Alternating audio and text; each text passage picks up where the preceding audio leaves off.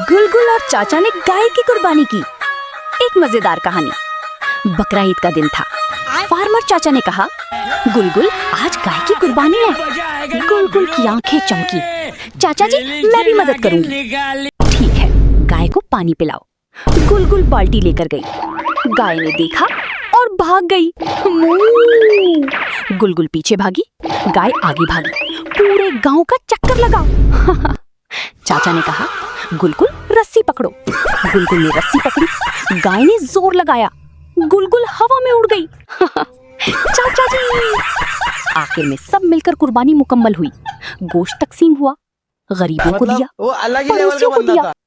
गुलगुल ने खुशी से कहा, चाचा जी कुर्बानी में मदद करना कितना अच्छा लगता है। हाँ गुलगुल, लेकिन अगली बार गाय भगाना मत। सबक, कुर्बानी सिर्फ जानवर की नहीं, वक्त और मेहनत की भी होती है। मेरी ईद मुबारक।